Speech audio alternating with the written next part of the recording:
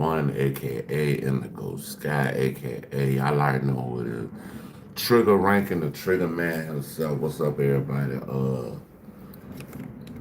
Basically we back in the building. Um, we got a new one from Panda Press talking about Trump's Bad Bunny meltdown exposed the real culture war. So let's see what they're talking about, y'all. Y'all check out. I want y'all to like, subscribe, share, definitely hit the notification bell. If you'd like to donate to the channel, the cash app is in the description. Or if you'd like to follow me on any other platforms, it's in the top of the description at the top of my That being said, let's get this show on the Rizzle, brother. You are watching a master at work. If I don't understand what he's saying, like people are saying you're racist for not wanting to watch or support Bad Bunny, and I'm like, I think that's the problem. I think there's an agenda behind why he's performing, and you're part of it. I don't understand what he's saying, so I'm not gonna listen to him. I don't care. He's not speaking my language. Why are you trying to make me feel uncomfortable on an English-speaking territory? Bruh, if you got mad because a Puerto Rican artist performed in Spanish at the Super Bowl, you're not protecting American culture. You're telling on yourself, period. Because the same people screaming, why isn't it in English, are acting like American is a skin tone and an accent. You're so dumb. You are really dumb, for real. And the wild part is, they'll wrap it in fake concern like, think of the kids, while their own leader is on social media having a full-blown meltdown about a halftime show. Like, sir, it's Sunday night. Eat your wings and relax. But nah, they couldn't relax because Bad Bunny didn't come out preaching hate. He came out with love, unity, and a message bigger than one flag. And that's why Trump was fuming. So today we're breaking down how this whole thing exposed the real culture war and why the English-only crowd we are reacting to Panda Press, the Panda Press channel. Always shows up right on schedule. Get up in the morning before you talk to anybody. Before you say good morning or anything to anybody, you need to speak to God. You ever watch somebody tell on themselves in real time? That's what this was. Super Bowl halftime happens. Bad Bunny does his liked it / I didn't like it takes. You got a whole presidential level crash out online. And it's always the same playbook. Not the set list was weak. Not the vocals were off. Not the staging didn't hit. Nah, it's instantly, this is an affront. This doesn't represent our standards. It's not about the art. It's about the audacity of the moment. The biggest stage in American sports, and the vibe on that stage wasn't built to soothe. Hey, what you mean work? I'm lost. One specific group's ego. It wasn't catering. It wasn't code switching. It was just what it was. And the crowd loved it. And that's when the meltdown makes sense. Because if you're used to being centered, you start acting like you're being attacked the moment you're not. Here's the thing they don't want to say out loud. This wasn't a music critique. This was a permission slip argument. Who's allowed to represent America on the biggest stage? Who has to translate themselves to be accepted? Who has to... Yeah, he had to, I mean, when he did the song with Drake was speaking in Spanish. Shrink their culture so somebody else can feel comfortable. Because if it was truly about taste, you'd hear normal takes. Not my genre. I prefer rock. I miss the old halftime shows. Cool, that's fine. Perform, feel what they think American means. And a bunch of folks expose that their definition is basically accent, language, and who they feel ownership over. Lucy, stop it! Denial is a river in Egypt! Let's talk receipts. Trump didn't just say, I didn't enjoy it. He went in, calling it terrible. What's up? Calling it one of the worst ever. Framing it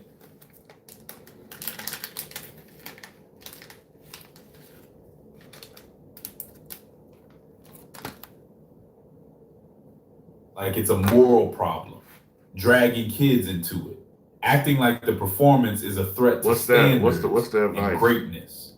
And notice the move. He's not debating melodies. He's not talking choreography like he's a dance coach.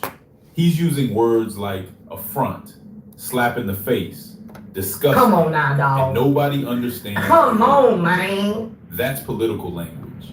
That's culture war language. That's the language of somebody trying to recruit outrage. Like, hey, if you love America, you should be mad too. That's not leadership. That's insecurity. Damn, with a Wi-Fi son. connection. Then you got the backup singers of the meltdown. The I legit have no idea what just happened crowd.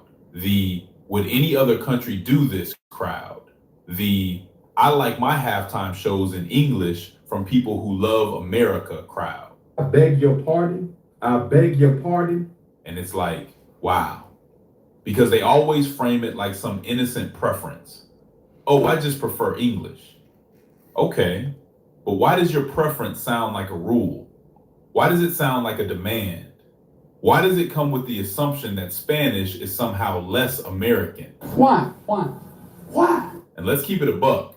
America has tens of millions of Spanish speakers. Puerto Rico is part of the US. Bad Bunny is not some foreign invader that snuck onto the stage. This is literally American culture happening in real time. The only reason it feels foreign to them is because they don't live in that America. So when they say English only, what they really mean is, this isn't for me, and I hate that. And that's the tell. That's the mask slipping on live TV. Bruh, here's the part nobody wants to say out loud, so I'll say it. For a lot of these people, American isn't a passport, it's a vibe check. It's a complexion check. It's an accent check. Because think about how the outrage shows up. They don't say, I prefer rock. They say, why is this in Spanish? They don't say, that wasn't my style. They say, this doesn't represent America. Those are two totally different conversations. And that's why your separate fountains line hits emotionally. But we gotta be really smart. If you say it like, all these people are the same as segregationists, you'll lose half the room immediately. But if you say it like, this is the same instinct, separate spaces, separate rules, separate definitions of who belongs, now you cooking. Because the core is separation. We want our halftime. We want our language. We want our America. They'll swear up and down they're not racist, but the outcome is always the same. A smaller box with a few people inside it deciding who gets to be counted. And it's wild because the whole point of the Super Bowl is it's a shared event. It's one of the last things in America where everybody watches the same thing at the same time. And these folks still manage to turn it into, nah, we need a separate room. Now let's get to the funniest part. The right didn't just complain, they tried to do counter programming. Turning Point USA pops up with this all-American halftime thing like, yeah, we got the real show over here. And in theory, I'm not even mad at that. Compete, build culture. If you really won culture, your alternative show should be fire, right? Psych! But the way it played out, it just proved the insecurity. Because why are you building an alternative stage if you're confident the main stage belongs to you? You only do that when the crowd isn't following you anymore. And the optics matter. You're screaming patriotism, but the energy looks like a reunion tour nobody asked for. It's the vibe of, we used to be the default, and now we're not.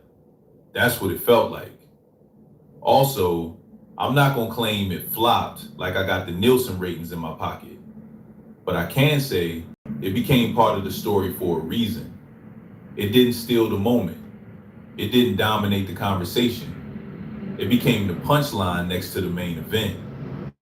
And here's where the alpha branding gets exposed.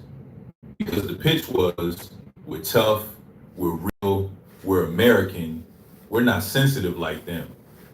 But then the actual output is, complaining about language, clutching pearls, and accusing people of being unpatriotic because a song wasn't in English.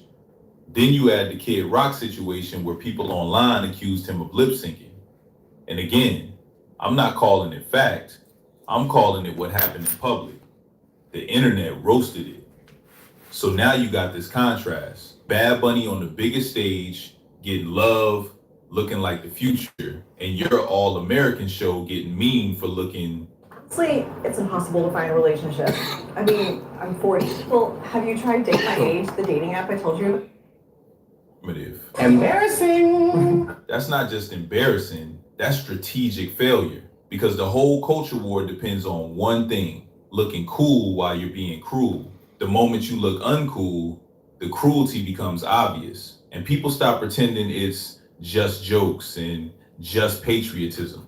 What really cooked them is Bad Bunny didn't even give them the fight they wanted. Stop the cap.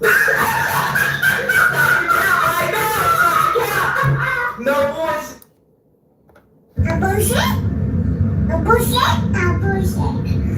He didn't come out like, here's my speech about ICE. He didn't do the obvious Twitter bait performance. He did something more dangerous to culture war people. He made it feel joyful. He made it feel unifying. He made it feel bigger than the petty arguments. Because outrage needs a villain. It needs something you can clip and scream about. But if the performance is basically heritage, love, unity, then the only way you can stay mad is by admitting what you're actually mad at. And that's why the English only stuff comes out. That's why the This Isn't America stuff comes out. The moment he closes it out with God bless America, means what America means, that's when you can feel Trump fuming through the screen. And God bless America, just because America includes more people than your America does. That's the whole story. Now, this is the part that really makes the whole thing click because of North America, South America. I know the stream messing up a little bit, but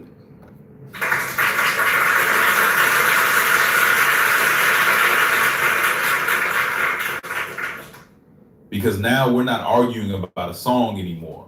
We're arguing about who gets ownership of a word, who gets to claim the flag, who gets to define belonging. And I'm telling you, that's why the reaction was never going to be, I disagree but respect. Then the most threatening thing in the world is somebody casually saying, nah, it's bigger than you. Also, the flag's visual is nasty work because it hits on two levels. Loud.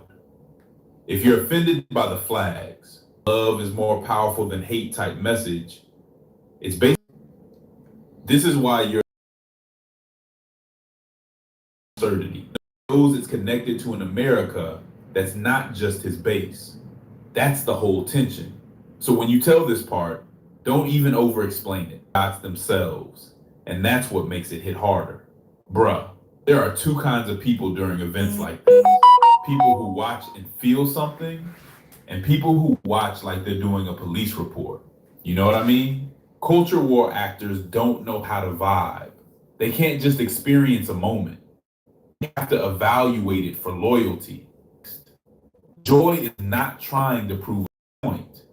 And when your entire identity is built on control, you look at joy like a threat. You start asking, why are they cheering like that? What does this mean? Is this propaganda? And look, I'm not saying critique is illegal.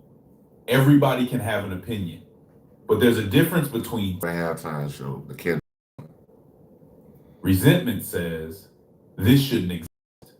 That's why the English only thing is never neutral. If you personally prefer English music, cool. But if your preference comes with a demand that the biggest stage must reflect you, that's not taste. That's entitlement. And it's not just you, because Puerto Rico is a part of America. So like, I don't know where all the hate coming from. I mean, Puerto Rico is actually a state in America, bro. I don't get it, bro. Literally see the pattern every time. First they call it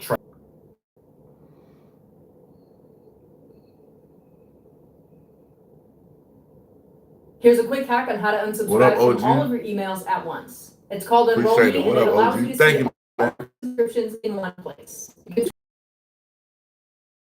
Somehow, We got one of our watchers, OG LL. Y'all check him out. He got good music. We're here producing, so y'all check his stuff out. Check his channel out. the whole time, they're the victims. So when people say, why is everything political? The answer is because they make it political on purpose. They have to. Their whole movement runs on outrage.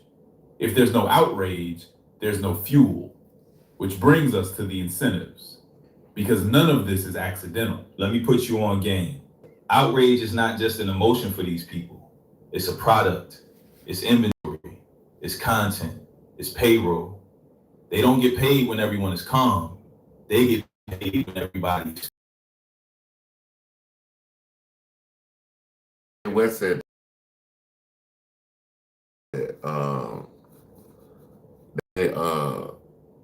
they traumatize, then they monetize.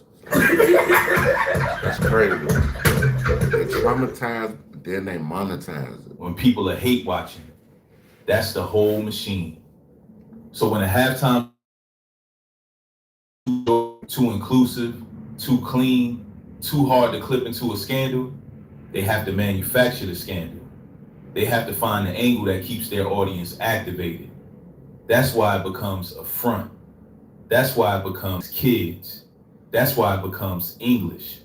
Because I didn't like it, it doesn't move units. This is showing America moves units. That gets donations. That gets newsletter signups. That gets you trending.